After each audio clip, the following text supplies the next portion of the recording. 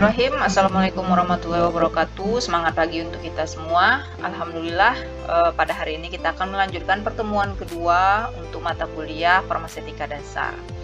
Semoga kita selalu diberikan kesehatan dalam menjalankan apapun aktivitas kita, dan terutama adalah tetap semangat ya. Insya Allah dengan semangat membangun juga imun tubuh supaya insya Allah kita tetap sehat walaupun di kondisi yang masih pandemi saat ini. Oke, pada pertemuan kedua ini materi yang akan kita bahas itu adalah tentang farmakope.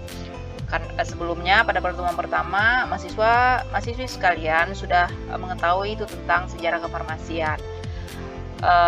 Apa kaitannya atau apa pentingnya dari kondisi kefarmasiannya itu, sejarah kefarmasiannya itu di dalam proses pendidikannya nanti selama mengikuti perkuliahan prodi D3 ini. Mata kuliah apa saja nanti yang akan didapatkan gitu. Jadi farmasi itu sangat luas ya ternyata, tidak hanya membahas tentang meraci-racinya saja, tetapi dari hulu sampai ke hilirnya, dari tanaman ya, senyawa tradisionalnya, karena obat atau pengobatan itu istilah kondisinya adalah dulu, apalagi sebelum perkembangan penelitian seperti sekarang ini, nenek-nenek moyang kita dulu ataupun dari manusia-manusia prasejarah itu adalah melihatnya dari tanaman gitu ya, dari tanaman, kemudian digunakannya saja mereka belum tahu seperti apa dulu, tapi jika ada mendapatkan reaksi yang bagus, mereka terus menggunakannya. Itu dikenal juga dengan istilah jamu. Nanti di farmakonosi mahasiswa sekalian akan lebih mendalami tentang obat tradisional, itu ya, dari bahan alam, definisi atau pengelompokan dari obat tradisional tadi gitu. Nah, itu dari segi farmakonosinya. Kemudian diujikan lagi atau dicek lagi dari segi farmakologinya ya, dicekkan ke tubuh, bukan ke hewan uji gitu ya, ada efektivitas atau aktivitasnya, betul enggak ini untuk bisa menurunkan demam misalnya seperti itu, atau bisa sebagai antibakteri. Nah, diujikan dulu pengujiannya praklinis, in vitro, itu bidang pendidikannya, mata kuliahnya itu nanti adalah di farmakologi. Lanjut lagi nanti setelah aktivitasnya tadi dilanjutkan ke formulasinya, baru kita masuk ke farmaseutikanya tadi ya. Tapi untuk level D3 ranahnya adalah tinggal mengerjakan saja, yang memperhitungkan, mengetahui alasan kenapa-kenapanya, kenapa ini dicampur ini, tidak yang ini bahan tambahannya, itu adalah apoteker ya. Jadi TTK itu adalah asisten dari apoteker untuk bisa melaksanakan rencana yang dibuat oleh seorang apoteker. Lanjut lagi, setelah dari bahan alam itu tidak cukup diketahui jumlahnya, kan sangat terbatas ya kalau menggunakan bahan alam, dilakukan sintesis gitu ya. Nanti ada kimia organik dasar, segala macamnya sampai ke sintesisnya gitu ya. Seperti itulah perkembangannya nanti berlanjutnya gitu. Artinya mata kuliah apa saja nanti yang akan didapatkan selama perkuliahannya. Oke, kita kembali ke itu rekapan dari materi pertemuan pertama sebelumnya ya. Jadi Farmaseutika Dasar namanya itu masih dasar. Yang akan mahasiswa dapatkan itu adalah basicnya, dasarnya, fondasinya, supaya tegaknya kokoh. Tegaknya ini apa? Tegaknya untuk bisa praktikum nantinya, meracik obat nantinya. Sebagai seorang TTK, teknis, bukan keterampilan khususnya itu adalah dapat melakukan aspek-aspek teknis dari kefarmasian, apa saja dalam meracik, dalam mengevaluasi, dalam itu nanti untuk di industri misalnya gitu ya. Artinya adalah lebih ke teknisnya, cara kerjanya, sehingga tamatan TTK yang sudah disumpah itu sudah ready untuk bisa masuk ke lapangan pekerjaan, tidak seperti S1. Kalau S1 kan tanpa disumpah, jadi ibaratnya materi yang mereka dapatkan itu tidak sedalam dari D3. Contohnya saja dari praktikum ya. D3 ini punya 2 kali jatah waktu praktikum daripada yang S1 ya. Jadi seperti itu keuntungannya, kelebihan dari D3 dan S1.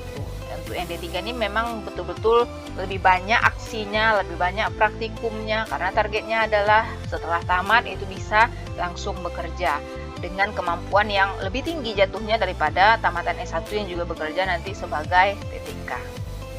Oke, semangat ya. Mudah-mudahan sudah mengetahui kondisi tersebut, meningkatkan semangat mahasiswa untuk bisa betul-betul dapat menerima materinya ini sebagai dasarnya ya. Sabar dulu untuk praktikumnya, akan disesuaikan nanti sama materinya. Oke, kita akan lanjutkan pada materi ini. Kita akan targetnya mahasiswa itu akan dapat mengenal apa itu farmakope, apa sih fungsi farmakope untuk pendidikannya, kemudian guna data-datanya tadi dari farmakope itu apa yang bisa diambil, apa yang digunakan, kenapa ibaratnya istilahnya itu adalah buku saktinya ya, kitab sucinya dari farmasi ya.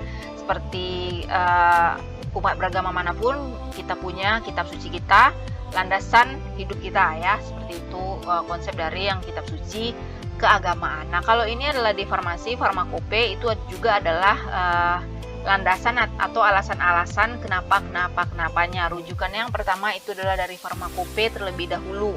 Jika nanti jadi artinya kalau ada apapun, ibaratnya berita-berita gitu ya, jangan serta-merta diterima jika tidak merujuk terlebih dahulu dari farmakope. Jadi apapun itu pertanyaannya coba rujuk terlebih dahulu atau dilihat acuannya atau panduannya dari farmakope terlebih dahulu sebelum dipercayai. Ini kaitannya untuk kalau buat makalah nanti gitu ya, kalau disuruh buat laporan gitu kan, kita harus ada referensi dari mana sumber kita mengambil definisi misalnya seperti itu ya, ataupun nanti yang lanjutnya itu adalah pada saat penelitiannya. Oke, kita lanjutkan masuk ke materinya. Definisi farmakope. Farmakope berasal dari kata farmakon, racun atau obat, dan poie atau membuat. Jadi farmakope adalah membuat racun ataupun obat. Perbedaannya apa kemarin? Kadarnya atau dosisnya. Merupakan buku resmi farmasi yang dikeluarkan oleh Departemen Kesehatan ya. Jadi yang mengeluarkan farmakope ini itu adalah Departemen Kesehatan. Departemen Kesehatan dari masing-masing negara tentunya ya. Persyaratan kemurnian sifat fisika kimia, cara pemeriksaan dan ketentuan lain yang berhubungan dengan obat-obatan ya. Semuanya ada di dalam farmakope itu, gimana cara menganalisisnya gitu ya, cara memeriksanya, monografinya yang dasar-dasarnya itu ada semuanya di farmakope. Dan hampir setiap negara itu pasti memiliki buku farmakopenya masing-masing. Oke, kita lihat farmakope di berbagai negara. Dari sejarah pada pertemuan sebelumnya sudah diketahui ya, perkembangan kefarmasian itu dimulai dari kita merdeka dari Belanda, dan itu adalah cikal bakal dari farmakope yang digunakan, yang itu adalah farmakope Belanda, Nederland farmakope. Sampai sekarang juga masih bisa kita gunakan. Di Inggris juga ada British farmakope, di Amerika ada USP namanya, United States farmakope. Kemudian di Indonesia sendiri itu ada farmakope Indonesia, dan bahkan WHO secara internasional juga telah mengeluarkan namanya farmakope internasional, rekapan dari beberapa negara tadi ya. Bisa dilihat di sini, ini adalah farmakope edisi 3 dan 4 ya. Bisa dilihat untuk yang biru itu adalah edisi 3 dan 4. Dan ada keberlanjutannya lagi, nanti kita bisa lihat pada slide berikutnya. Tetapi informasinya seperti ini. Bagi mahasiswa yang dari SMK Farmasi punya 2 farmakope ini, silahkan lanjutkan menggunakannya.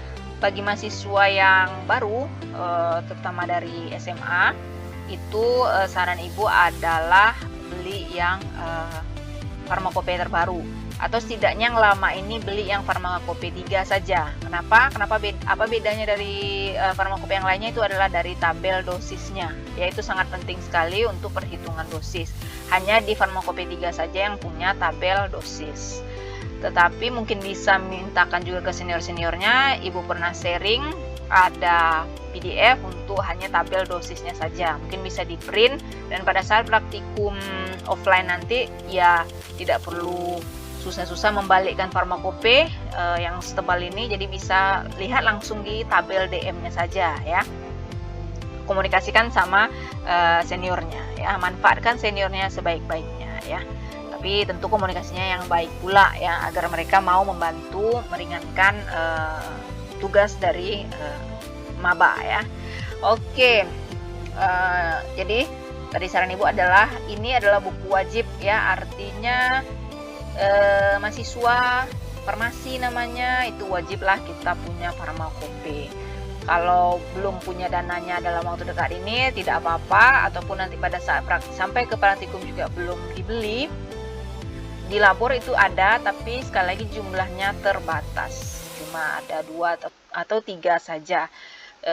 Dan kalau semuanya memakai yang di labor tentu akan berebutan nanti untuk menggunakannya ya, sehingga jadikanlah ini target untuk bisa dibeli ya farmakope ini. Untuk soft file-nya juga sudah ada, dan ibu sudah juga pernah sharekan ke seniornya. Silahkan diminta saja ke seniornya. Oke, nah ini dia adalah sejarah dari farmakope Indonesia ya. Yang pertama sekali itu kita memakainya farmakope Belanda ya, masih zaman penjajahan. Nah, kemudian awal kemerdekaan farmakope Belanda edisi kelima. Lanjut di farmakope pertama jilid 1 itu di tahun 62, lanjut lagi ke jilid 2-nya di tahun 65, dan di tahun 66 itu ada keluar buku lainnya Formularium Indonesia atau FOI, dan ini juga digunakan merupakan salah satu buku standar untuk kita dalam peracikan ya. Pada tahun 72 baru keluar FI 2. Kemudian ada pada tahun 74 Ekstra Farmakope Indonesia, tambahan ya dari edisi sebelumnya. Kemudian pada tahun 78 keluar lagi buku ketiga ya setelah FI, FOI, dan itu adalah Formularium Nasional atau Fornas. Juga merupakan buku standar. Jadi dari slide ini kita punya 3 buku standar yang dapat kita gunakan dalam proses peracikan kita nanti ya. Penggunaannya atau apa saja yang bisa digunakan nanti lebih detailnya akan dijelaskan pada saat di video pendahuluan. Tapi jika secara singkat mungkin ibu bisa bilang kalau farmakope Indonesia itu adalah kita melihat monografi atau karakteristik atau sifatnya, siapa sih namanya, obat ini gimana sih sifatnya, itu bisa kita lihat di farmakope, serbukkah dia, cairankah dia gitu ya. Kemudian bagaimana BM-nya, BJ-nya, berat molekulnya, bobot jenisnya, kelarutannya, itu ibaratnya itulah kalau manusia sifat-sifatnya gitu ya. Itu bisa semuanya kita dapatkan di Farmakope Indonesia, dan terutama itu adalah di tabel dosisnya ya. Kemudian kalau di FOI dan Fornas itu kita dapat melihat formula standar ya. Jadi formulasi standar misalnya salep apa gitu ya, kita bisa lihat di Fornas. Ini Formularium Nasional, resep standar yang sudah digunakan dari zaman dahulu sampai sekarang, tetapi khusus untuk misalnya ke basis misalnya, atau sebelum ditambah-tambahkan dengan yang lainnya. Oke, itu secara ringkasnya. Lanjut kita ke tahun 79, keluarlah FI 3, tahun 95 keluar FI 4, tahun 2014 itu keluar FI 5, dan yang terakhir tahun lalu itu keluar FI ke-6. Mungkin ada yang bertanya, jadi sebanyak ini Bu, tadi kan Ibu sudah bilang juga kalau kami yang punya yang lama dari SMK Farmasi boleh pakai yang lama. Sebenarnya mana lebih bagus, yang kita punya yang teredisi update atau tidak ya. Jadi adanya perubahan edisi, ini namanya kan ada edisi 1, 2, 3 sampai 6. Itu adalah suatu proses untuk menambahkan yang masih kurang di sebelumnya, ataupun menghilangkan yang sebelumnya itu sudah berubah dia di yang terbaru ya. Jadi masing-masing punya keunggulannya sendiri ya. Seperti yang tadi FV3 hanya di FV3 itu kita bisa melihat tabel dosis. Sedangkan yang lainnya itu lebih ke monografinya ya. Jadi kalaupun bagusnya yang sekarang sih yang update ya, belilah yang di edisi ke-5 ataupun ke-6. Ingat ya, yang soft filenya itu sudah ada kok yang di 2020. Mulailah kepo, tanyain ke seniornya untuk bisa dapatkan soft filenya ya. Belajar cerdas tanpa beli, kita sudah bisa dapat filenya ya. Berterima kasihlah bagi pihak-pihak yang telah menyediakan soft filenya untuk kemudahan perkuliahan kita. Tidak perlu bawa buku berat-berat ya, cuman perlu buka laptop ataupun dari HP-nya itu bisa dilihat untuk buku yang setebal-setebal dari Farmakope Indonesia ini ya. Oke, kita lanjutkan. Nah, kita masuk ke ketentuan umum dalam Farmakope Indonesia. Nah, tadi kan Ibu sudah bilang Farmakope Indonesia itu adalah ibaratnya sifat-sifat dasar gitu ya, atau kondisi-kondisi umum yang ada di kefarmasian ini. Apa-apa saja sih, karena dia merupakan suatu rujukan atau acuan ataupun panduan dalam proses peracikan ya. Oke, yang pertama itu adalah bahan dan proses. Sediaan resmi dibuat dari bahan-bahan yang memenuhi persyaratan dalam monografi Farmakope. Nah, itu tadi ya. Dan ini Farmakope Indonesia ini hanya untuk obat sintetis ya. Mungkin Ibu perlu tambahkan juga ada Farmakope Herbal Indonesia FHI.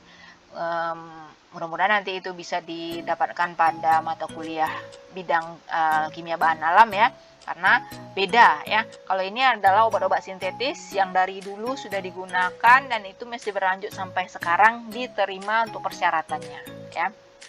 Nah, kalau untuk obat herbal ya tidak bisa kita lihatnya di Farmakope Indonesia, tapi ada lagi Farmakope lainnya khusus untuk Farmakope Herbal Indonesia ya. Itu juga ada beberapa edisinya ya. Oke, kemudian bahan tambahan. Jadi kalau ada istilah bahan tambahan tentu ada bahan utama. Bahan utama itu apa ya? Ini yang pertama tadi ya, zat aktifnya gitu. Jadi ibaratnya suatu komponen obat itu dia punya pemeran utama dan pemeran pembantu. Nah, pemeran utamanya itu adalah zat aktifnya dan kemudian pemeran pembantunya itu adalah si bahan tambahan. Yang mana yang lebih penting? Dua-duanya penting. Kalau tidak ya tidak jadi dia, karena akan hilang sebagian ya.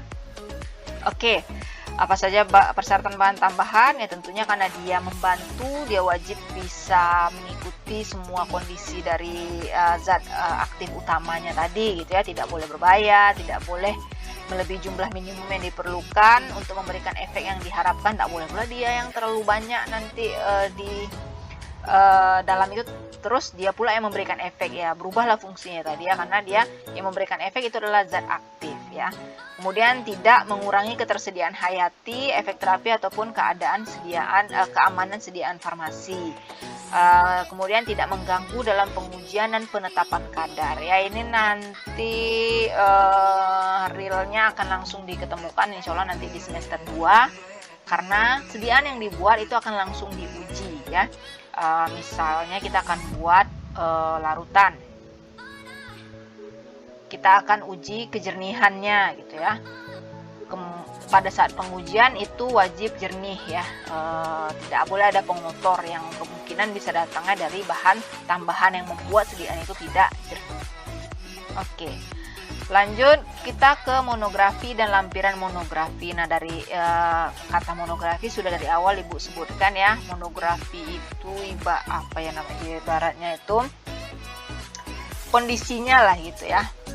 HP, speknya ya gitu. Kalau kita ngomong HP ya, apa saja sih spek-speknya gitu ya. Apa saja sih yang bisa ditawarkan dari HP ini, apa kelebihannya dari HP yang lain. Nah, seperti itu. Jadi setiap zat aktif dia punya monografinya masing-masing ya, plus minusnya tadi ya. Kemudian sampai ke bagaimana prosedur pengujiannya, kriteria penerimaannya, dan lampiran ini indeksnya gitu ya. Jadi lampiran untuk evaluasinya ya. Oke, masuk kita ke komponen monografi. Nah, ini juga dari monografi itu apa aja sih isinya? Ada rumus molekul, bahan tambahan, pemberian dan kelarutan, identifikasi, penetapan kadar, uji kinerja, baku pembanding, ya. Apa pula lagi tuh ya, Bu ya? Apa harus semuanya kami ketahui gitu ya? Jadi sabar, masing-masingnya ini itu nanti di semester 2 akan lebih detail dipelajari ya untuk zat aktif dan eksipiennya di fisika farmasi ya. Sifat fisika kimia dari zat aktif maupun eksipiennya yang akan mempengaruhi kondisi formulasinya nanti ya. Ini apa sih peranan rumus molekul gitu ya, apa sih peranan pemberian dan kelarutannya, bagaimana cara mengidentifikasinya, bagaimana uji penetapan kadarnya, yaitu akan mahasiswa dapatkan semuanya pada semesternya masing-masing ya. Yang paling dekat itu adalah di fisika farmasi, nanti aplikasinya baru di teknologi farmasi sediaan padat dan steril ya. Teknologi cair dan semi solid yang insya Allah semester depan juga sudah mulai akan kita diaplikasikan dari materi ini ya. Oke. Kemudian ada juga istilah dan definisi, singkatan, lebih kurang kadar alkohol. Artinya ini adalah di farmakope itu dijelaskan bobot atom adalah ini, bobot jenis adalah ini nih. Jadi kalau mau dibuat suatu rujukan, ambillah dari farmakope dulu, dan ingat farmakopenya ambil yang terbaru yang paling update ya. Kalau untuk masalah definisi seperti ini, kalau tidak ada yang baru ya boleh diturunkan ke yang lama. Jadi semuanya ini ada definisinya di farmakope. Masuk kita ke larutan. Kecuali nyatakan lain, larutan untuk pengujian atau penetapan kadar dibuat dengan air sebagai pelarut ya. Bobot jenis, nah ini Ibu bilang tadi ya. Nah ini masing-masing apa definisinya. Untuk suhu juga ya, dinyatakan dalam derajat Celcius dan semua pengukuran dilakukan pada suhu 25 derajat Celcius. Nanti ini aplikasinya pada semester 2 di teknologi sediaan liquid dan semi solid serta di fisika farmasi. Mahasiswa sekalian akan mengukur BJ ya, BJ dari sediaan cair. Oke, kemudian suhu. Nah ini juga sangat penting sekali ya, wajib diingat di dalam kepalanya. Rank suhu berdasarkan farmakope ya. Suhu dingin, apa sih yang dimaksud dengan suhu dingin? Suhu tidak lebih dari 8 derajat Celcius ya. Berarti ini nyatakan dingin itu adalah 8 derajat Celcius. Apa lagi gunanya nih Bu kita tahu kondisi suhu ini? Nah itu pada saat penelitian yang lebih realnya ada, nanti akan bisa parameternya itu adalah kita buat formulasi kemudian kita simpan di suhu dingin dibandingkan dengan di suhu kamar. Nah berapa lagi suhu kamar? Suhu kamar itu adalah di 15 sampai 30, hampir 2 kalinya ya minimal dari suhu dingin. Nah, kita mau lihat nih disimpan di mana nih baiknya suatu sediaan yang sudah kita buat gitu, yang lebih membuat dia tetap stabil ya selama rentang waktu yang ditentukan. Kalau untuk D3 itu adalah selama sebulan saja evaluasinya. Jadi selama 4 minggu dia tetap stabil dari awal dia diformulasi sampai dia 4 minggu kemudian atau 1 bulan kemudiannya, itu targetnya adalah tetap sama.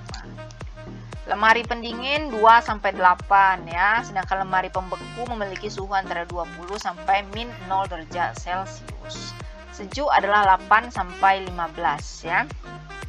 Jadi kalau ada yang lagi santai-santai gitu ya di luar ruangan sejuk ya, berarti ingat dalam kepalanya atau dalam ingatannya sejuk secara farmasi itu ada di 8 sampai 15 derajat Celcius.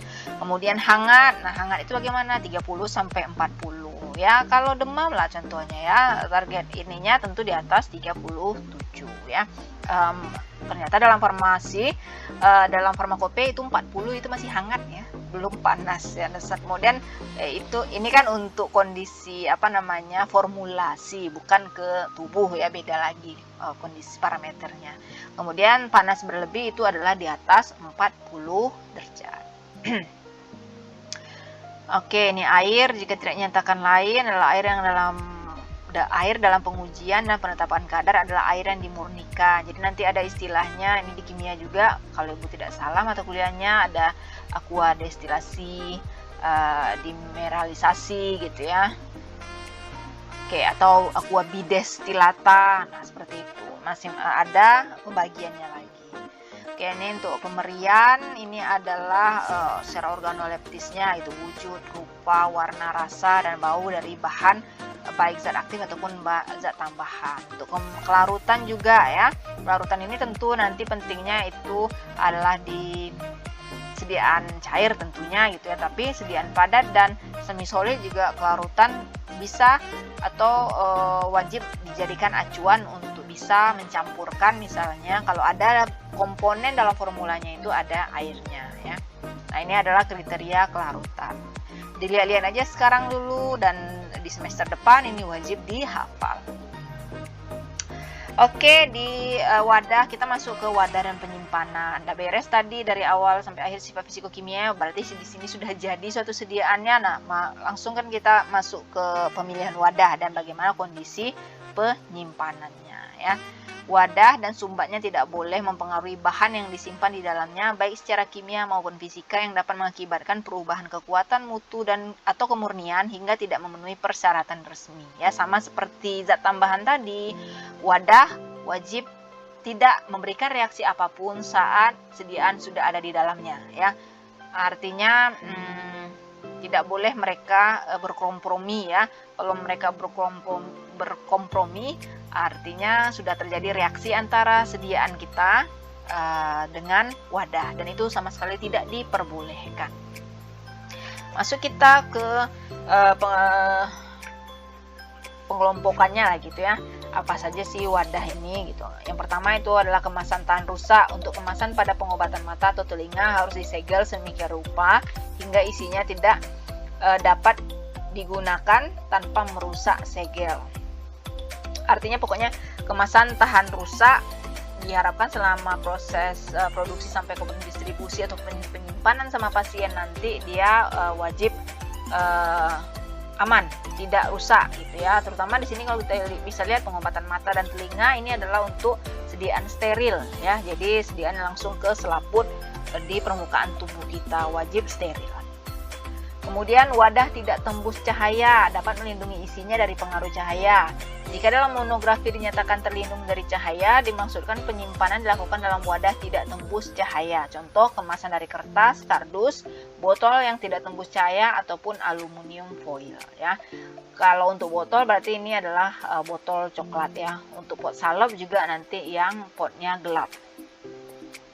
Kemudian wadah tertutup baik, wadah yang harus melindungi isinya terhadap masuknya bahan padat dan mencegah kehilangan bahan selama penanganan ya. Tertutup baik, padat yang tidak boleh masuk ya. Tertutup rapat, semua jenis zat itu tidak boleh masuk ya, cair, padat ataupun uap. Kalau tertutup kedap, wadah yang mencegah menembusnya udara dan gas selama penanganan. Kalau kedap itu untuknya di gas. Jadi ada tertutup baik, tertutup rapat, dan tertutup kedap. Bedanya apa? Dari jenis bahan yang akan mencoba menembusnya. Gitu ya. Yang pertama baik itu adalah hanya padatan saja. Kalau rapat itu semua jenisnya cair, padat, dan uap. Kemudian kalau tertutup kedap, dia dapat mencegah keluar ataupun masuknya gas selama penyimpanan. Oke, ini ada beberapa contohnya dari wadah.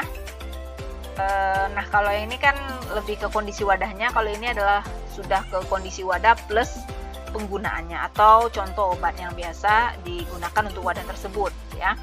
Yang pertama itu adalah wadah satuan tunggal. Untuk produk obat dosis tunggal yang harus digunakan setelah dibuka. Satuan tunggal ya. Contohnya di sini adalah eye drop ya. Jadi ada tetes mata itu yang botolan ya, botol tetes. Ada juga yang seperti ini namanya kemasan mini dos ya. Ini hanya tahan 1 hari. Kalau tetes mata yang botolan itu bisa tahan 2 mingguan ya. Nah, kalau ini 1 hari wajib dihabiskan ya. Jadi isinya sedikit ya, cuman untuk 1 hari pakai saja. Kemudian ada lagi wadah dosis tunggal. Yang tadi itu adalah satuan yang tunggal. Kalau ini adalah dosis. Kalau satuan itu ya satu bentuk ininya, satu patahan dari mini dos ini. Itu ya satuan tunggal. Nah, kalau dosis itu ada dosis apa ya kemarin? Kadar ya. Atau yang membedakan obat itu dengan racun itu adalah di dosisnya. Wadah satuan tunggal itu adalah untuk bahan-bahan yang hanya digunakan secara parenteral ya. Contohnya ini adalah ampul ya. Jadi ini namanya botol ampul ya untuk injeksi. Karena dia di sekali sedot itu untuk sekali injeksi. Udah ada yang divaksin belum ya? Kalau vaksin itu apalagi tuh Bu? Itu ampul atau vial namanya ya. Jadi kalau mungkin kita lanjut saja, kalau wadah vaksin mungkin yang sudah vaksin ataupun yang akan vaksin nanti melihat wadahnya seperti ini namanya vial ya, wadah dosis ganda. Kalau yang tadi kan dosis tunggal, kalau ini wadah dosis ganda. Tentu bedanya itu adalah di volumenya ya. Dosis itu berkaitan sama nanti volumenya sesuai wadahnya. Kalau dosis tunggal volumenya ya paling 1, 2 mili, 3 mili gitu. Kalau untuk di vial itu bisa sampai di 20 mili. Ya, yang digunakan ya semili-semili, jadi bisa untuk 20 orang satu vial, misalnya seperti itu. Nah, kalau yang si ampul tadi satu orang ya satu ampul yang penggunaannya gitu ya. Oke, kita lanjut dulu wadah dosis satuan ganda. Nah, ada lagi nih dosis satuan ganda. Wadah yang memungkinkan dapat diambil isinya beberapa kali tanpa mengakibatkan perubahan kekuatan, mutu atau kemurnian sisa zat dalam wadah tersebut. Ya, botol sirup. Sudah pernah mengkonsumsi ataupun melihatnya lah ya, semuanya tidak aneh lagi untuk wadah sediaan obat cair ini. Oke, ini yang tadi dosis ganda ya, jadi sudah mudah-mudahan bisa dibedakan dosis tunggal dan dosis ganda. Untuk sediaan ampul dan vial ini akan dipelajari di semester semester berapa ya? 3 ya, di semester 3 nanti ya, teknologi sediaan steril nama mata kuliahnya. Oke, lanjut ke penandaan atau etiket ya. Jadi setiap kalau bentukan botolnya sama aja semuanya gitu kan, tentu harus ada pembedanya. Nah, pembedanya itu adalah dari segi etiketnya terlebih dahulu ya. Keterangan yang jelas mengenai cara penggunaan, rute, suhu penyimpanan dan sebagainya yang tercantum pada etiket ya. Apapun Ibu rasa itu punya namanya etiket. Beli HP ya, pasti ada etiketnya atau wadahnya tadi gitu ya. Apa aja isinya, ada brosurnya di dalamnya. Obat juga nanti seperti itu. Dan di teknologi sediaan steril, mahasiswa akan buat sampai ke etiket dan brosur dari obat ya. Jadi akan dirancang, akan buat PT sendiri, merancang sendiri bagaimana desain dari etiket dan brosur dari sediaannya yang akan dipraktikumkan. Kemudian ada istilah daluarsa. Tidak heran lagi lah ya, bukan pertama kali dengar ya, kedaluarsa ya. Waktu yang menunjukkan batas terakhir obat masih memenuhi syarat baku dinyatakan dalam bulan dan tahun harus tercantum pada etiket, dan kedaluarsa ini merupakan bagian dari suatu etiket ya. Kalau kedaluarsa adalah batas akhir penggunaannya, waktu produksinya juga wajib dicantumkan pada etiket ataupun brosurnya. Jadi diproduksi tahun 2021, expire di tahun 2025, misalnya seperti itu ya. Nah, untuk farmakope, Ibu rasa sudah selesai materinya. Lebih kurang ini mungkin secara dari bagian pertama aja ya dari farmakope ini isinya, karena selebihnya itu akan membahas tentang monografi dari masing-masing zat. Jadi dari A sampai Z, nama-nama bahan obat itu ada semuanya di farmakope. Kenapa dia bisa setebal itu? Ya karena banyaknya bahan obat yang ada gitu. Jadi dia punya penjelasannya masing-masing. Oke, kita lanjut ke materi tambahannya untuk pertemuan ini, itu adalah tentang definisi obat ya. Jadi beberapa definisi obat yang wajib mahasiswa-mahasiswi sekalian sekarang sudah mulai tahu dan bisa membedakannya ya. Oke, capaiannya apa? Tahu ya apa aja sih definisi-definisi dari obat itu ya. Kemudian cara membedakan dan mengelompokkan obat berdasarkan dari definisinya. Oke, kita lihat yang pertama, obat secara umum Semua bahan tunggal atau campuran yang dipergunakan semua makhluk hidup untuk bagian dalam maupun luar tubuh guna mencegah, meringankan, ataupun menyembuhkan penyakit. Ya, definisi ini juga ada dari Pharma.pp. Ya. Bahan tunggal ataupun campuran ya, jadi dapat bersifat tunggal ataupun campuran, tapi keumumannya itu adalah berupa campuran. Campuran dari apa? Zat aktif dan zat tambahannya tadi. Gunanya untuk apa? Ya, mengobati penyakit. Menurut undang-undang, suatu bahan atau bahan-bahan yang dimaksudkan untuk dipergunakan dalam menetapkan diagnosa, mencegah, mengurangi, menghilangkan, menyembuhkan penyakit atau gejala penyakit, luka atau kelainan badaniah atau rohaniah pada manusia atau hewan untuk memperbaiki badan dan bagian badan manusia.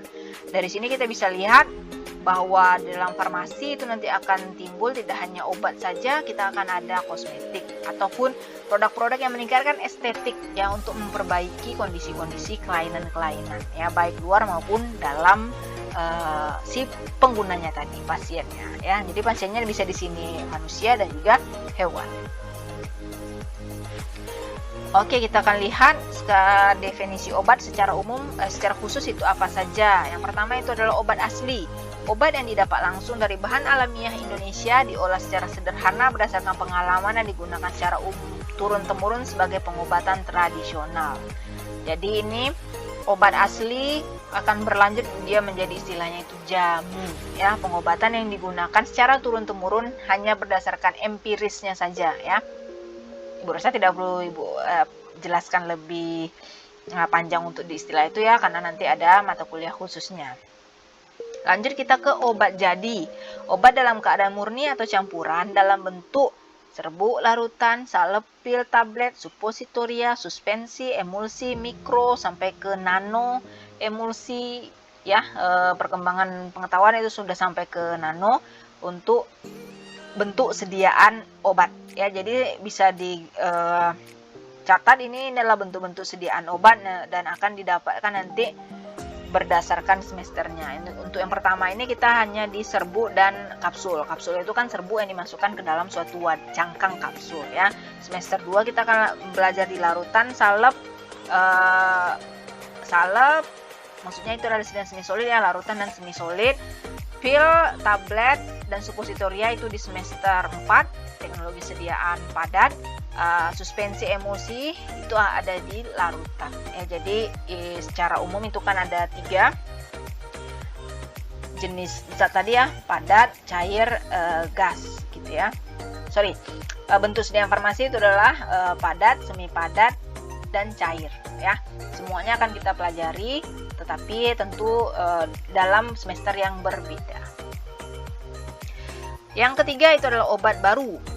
Obat yang terdiri dari atau berisi zat baik sebagai bagian yang berkhasiat ataupun tidak berkhasiat, misalnya sebagai pelapis, pengisi, pelarut, pembantu atau komponen lain yang belum dikenal sehingga tidak diketahui khasiat dan kegunaannya. Nah, untuk istilah obat baru ini akan bisa melekatnya di level kita pendidikan ini adalah saat penelitian. Misalnya nanti belum ada memformulasi minyak biji jintan dalam bentuk serum gitu ya. Nah, mahasiswa yang mengerjakannya berarti dia sedang melakukan pengembangan obat baru ya, seperti itu.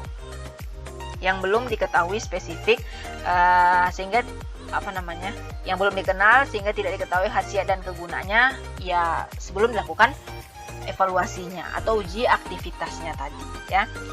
Lanjut kita ke obat paten. Nah, kalau obat paten Ibu rasa sudah umum ya didengar, atau ada yang tidak pernah mendengar obat paten? Tidak mungkin lah ya, mudah-mudahan semuanya sudah pernah dengar istilah obat paten. Obat jadi dengan nama dagang yang terdaftar atas nama pabrik yang memproduksi, yang dikuasakannya dan dijual dalam bungkus aslinya. Mungkin di sini definisinya ada yang kurang ya.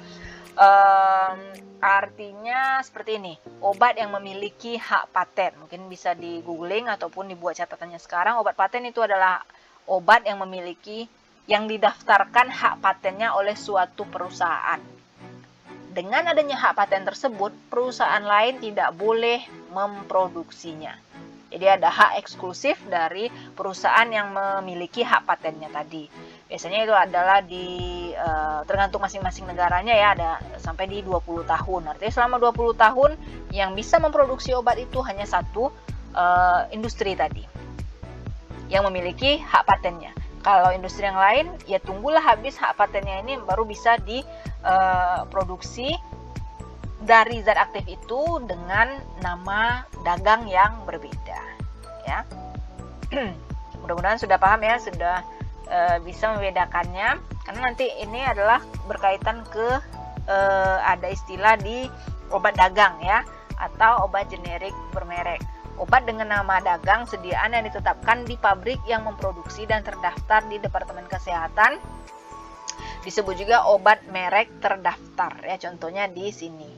Obat generiknya apa? Amoksisilin, dagangnya Amoxan. Ya, jadi kalau ada pasien apa maksudnya? Keterkaitan dari yang paten ini, paten itu adalah suatu hak ya, suatu sertifikat hak produksi sebenarnya. Jadi bukan nama obatnya, bukan jenis obatnya dia paten gitu. Paten yang diketahui masyarakat itu adalah potensialnya, efeknya. Kenapa? Karena dia bisa memberikan efek yang lebih cepat ya. Sebenarnya itu adalah istilah yang benarnya. Mungkin kita bisa sampaikan juga itu adalah obat dagang ya. Jadi temannya obat dagang itu adalah obat generik ya, generik, obat dengan nama resmi yang ditetapkan dalam Farmakopeia Indonesia untuk zat berkhasiat yang dikandungnya. Nah, Ibu bilang tadi kenapa FI bisa setebal itu semuanya adalah berisi nama generik, bahan-bahan obat, zat-zat obat dari A sampai Z alfabetisnya ya. Oke. Dari generik ini akan dibagi lagi menjadi generik berlogo dan generik bermerek atau merek dagang tadi ya. Kalau obat generik itu adalah yang terpampang yang ada di farmakopeia, misalnya paracetamol, amoksisilin gitu ya. Nah, lanjut di obat generik berlogo, obat generik yang mencantumkan logo produsen tanpa nama dagang, misalnya amoksisilin produksi Kimia Farma. Ya, ini logonya beda lagi nih. Ya, jadi ada logo khususnya untuk generik berlogo. Mudah-mudahan sudah muncul keponya, bisa di googling apa sih logonya dari generik berlogo ini. Apa bedanya nanti dengan obat bebas ya. Mungkin bisa jadi ini menjadi soal kuis ya. Oke. Lanjut kita ke obat generik. Nah, tadi kan obat generik itu terbagi dua, obat generik berlogo dan obat generik bermerek. Kalau yang si berlogo yaitu hanya mencantumkan nama pabrikannya saja, generik Kimia Farma misalnya seperti itu. Amoksisilin Kimia Farma. Nah, kalau yang dagang itu dia punya nama sesuai yang dibuatnya gitu, nama promosinya ya, Amoxan, misalnya Dumolit juga, atau CTM gitu ya untuk CTM. Dan ini juga mahasiswa bisa rancang nanti pada semester 3 ya untuk teknologi sediaan sterilnya. Jadi bisa dibuat nama obat yang akan diproduksinya. Itu namanya obat dagang. Dan yang ke-8 itu ada namanya obat mitu. Obat yang telah habis masa patennya yang diproduksi dan dijual pabrik lain dengan nama dagang yang ditetapkan pabrik lain tersebut. Jadi samalah seperti obat dagang tadi. Tapi ada istilah lainnya juga, itu namanya obat mitu. Saya juga kan bahasa Inggrisnya mitu. Itu juga isinya, tapi dia punya nama dagang atau brand atau mereknya yang berbeda dari yang sudah ada. Ya, contohnya di sini Ibu ambil patennya itu adalah CPG, generiknya Clopidogrel ya. Paten originalnya yang pertama itu adalah Plavix. Jadi Plavix ini hanya satu industri saja yang boleh memproduksinya selama rentang waktu tertentu tadi, selama hak patennya masih ada. Dan saat sudah habis, baru bisa diproduksi oleh industri lainnya. Dengan adanya hak paten, tentu keuntungan besar bagi industri tersebut. Artinya kan hanya dia yang bisa memproduksi, orang hanya beli ke dia, tidak bisa ke industri yang lain. Tapi tentu prosesnya mahal untuk bisa mendapatkan hak paten tersebut. Ya, seimbang lah ya usaha sama hasilnya. Oke, kita lanjut ke obat esensial ya. Obat yang paling dibutuhkan untuk pelayanan kesehatan masyarakat terbanyak dan tercantum dalam buku namanya itu adalah daftar obat esensial yang ditetapkan oleh Menteri Kesehatan ya. Esensial ya.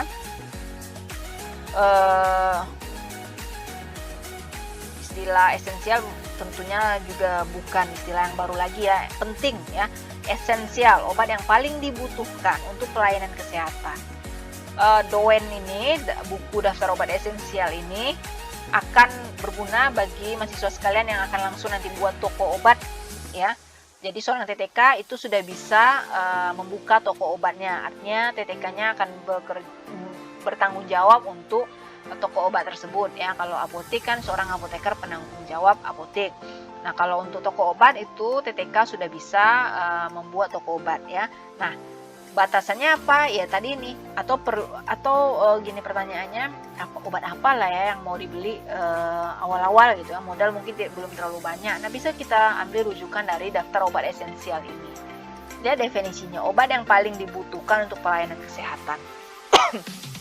Tetapi perlu diketahui ada batasannya, untuk toko obat hanya sampai di obat bebas terbatas, belum bisa ke obat keras. Jika sudah sampai ke obat keras berarti penanggung jawabnya harus diganti menjadi seorang apoteker. Lanjut, yang terakhir itu adalah obat wajib apotek ya.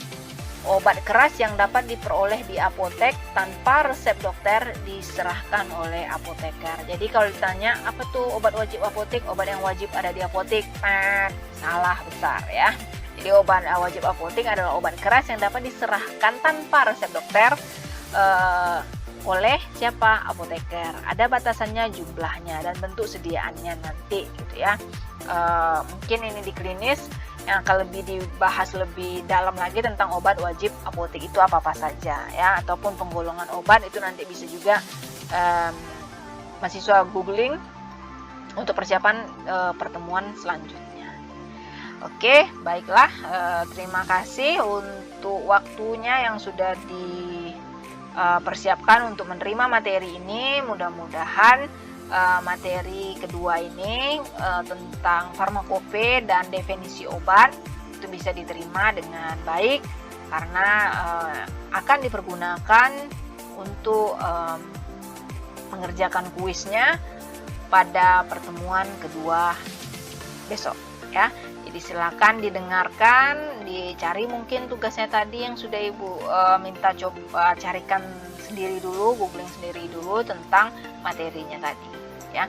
Semoga bermanfaat, lebih dan kurang Ibu mohon maaf. Dan ingat sekali lagi, silakan diskusi tanya jawab di kolom komentar link video ini ya. Ingat, nilai keaktifan itu sangat-sangat mempengaruhi nilai akhir. Kalau yang merasa nilai UAS-nya nanti tidak akan bisa bagus, nah manfaatkan 20% itu ya. Kalau bisa aktif ya terus itu, tapi tolong aktifnya yang masuk akal pula ya, jangan bertanya asal bertanya saja, itu tentu akan ya apalah namanya ya, sia-sia kerjanya itu ya. Jadi ambil jatahnya 20% itu untuk nilai keaktifan. Oke, Ibu cukupkan. Terima kasih. Wassalamualaikum warahmatullahi wabarakatuh.